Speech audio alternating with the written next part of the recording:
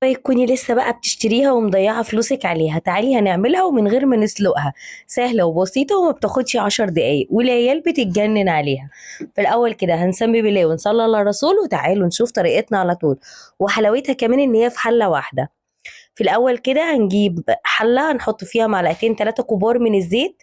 بعد كده هننزل عليهم ببصلاية متوسطة متقطعة مكعبات صغيرة.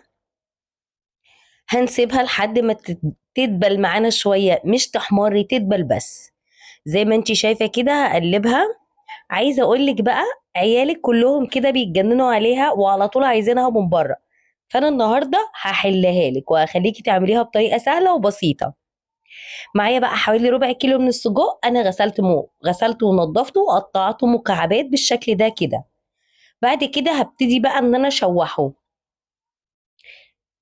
بالشكل ده كده. بعد كده بقى هسيبه يتشوح شوية، وطبعا خلينا كده عارفين ان السجق بيبقى مبهر. فأكلتنا مش هتاخد بهارات كتير، مش هتاخد حاجة كتير، هي حلة واحدة. كمان خدي لي الجولة في الصفحة بتاعتي كده، فيها وصفات كتير حلوة هتعجبك. وكمان اعملي لايك وشير علشان يوصلك كل جديد. وعلقي حتى لو بتم، علشان اي حاجة انزلها تجيلك على طول. هنا بقى هنزل بلتر من عصير الطماطم، ودي انا كنت مفرزاها قبل كده معاكم، وبرجعوا طبعا في الصفحة ورا هتلاقوها. هحط بقى عليها كمان كوباية كده حلوة من المية. بس هديهم الاول تقليبة وبعد كده هزود المية عليها.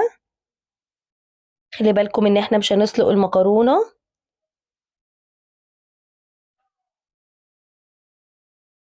بعد كده نزلت بكوباية كبيرة من المية.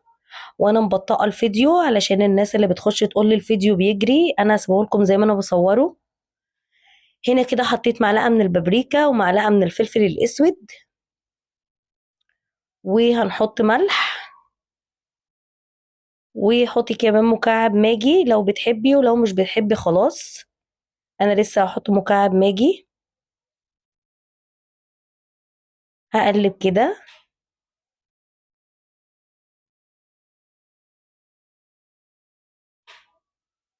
هننزل بقى بمكعب الماجي.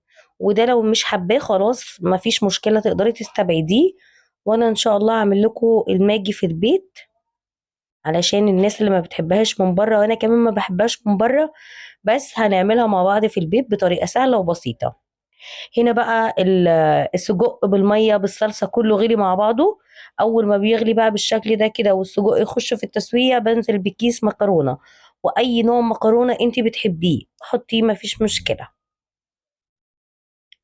هنقلبها كده وزودت ميه تاني، لقيتها تحتاج شويه ميه كمان فزودت. بعد كده هغطيها واسيبها بقى تستوي براحتها. اسيب لك بقى تطبيق حلو قوي بجيب افكار كتير من عليه، هتلاقيه في اول تعليق تحت الفيديو. حمليه عندك واستفادي بيه، عليه وصفات واكلات وحلويات ومشروبات اول مره بنت. وبعد كده بيبقى موجود على جهازك بدون نت. سيبولكم في التعليقات، ومتنسوش تعملوا لايك للوصفه.